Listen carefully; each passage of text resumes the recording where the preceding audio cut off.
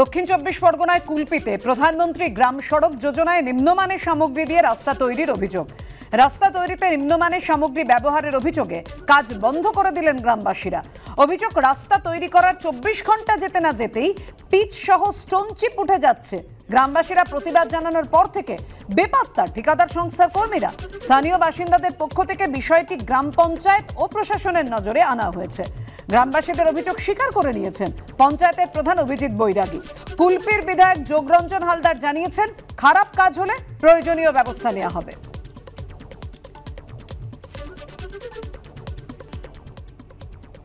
চাই যে যেখান থেকে যেভাবেই রাস্তাটা হোক, এটা আমার পঞ্চায়েত এলাকার রাস্তা, এই রাস্তাটা ভালোভাবে হোক, সুন্দর হোক, এই রাস্তাটা যেন দীর্ঘকাল ধরে ভালো থাকে।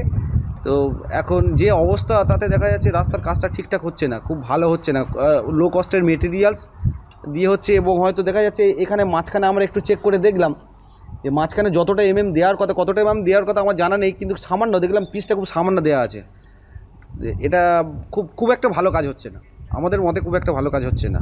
আর জনসাধারণ, এখানকার পাবলিক যারা এই রাস্তাতে যাতায়াত করে, 2-4টে গ্রামের মানুষ, আর এখানে নদী তীরবর্তী এলাকা, এখানকার যেসব মানুষ ফিশারম্যান যারা মাছ ধরে জীবিকা অর্জন করে, তারা এই রাস্তার উপর নির্ভরশীল। তারা আমাদের কাছে একটা কমপ্লেন করলে আমরা সেই কমপ্লেনের সূত্র ধরে আমাদের যতদূর যাওয়ার আমরা সেখানে জানাবো।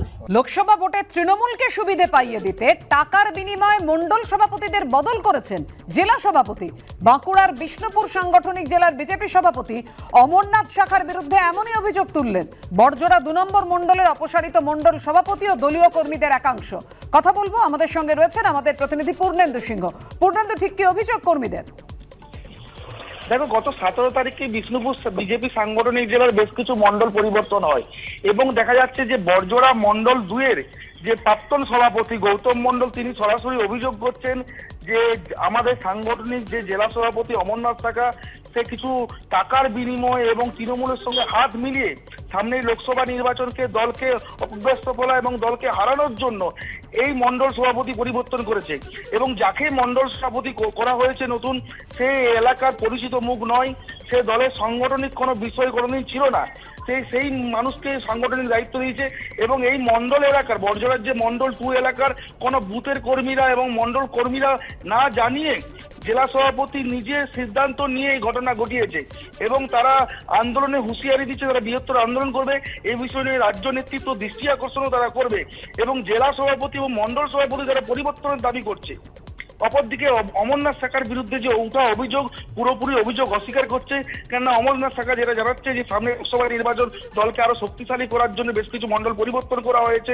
আর একে কটাক্ষ করতে ছাড়ছে না তৃণমূল বলছে বিজেপির যে গোষ্ঠীদ্বন্দ্ব প্রকাশে এসছে এবং যে কর্মীরা আজকে অভিযোগ তুলছে, তারা আগামী দিন তাদের জন্য দরজা খোলা রয়েছে, তারা যদি তৃণমূলে আসতে চায়।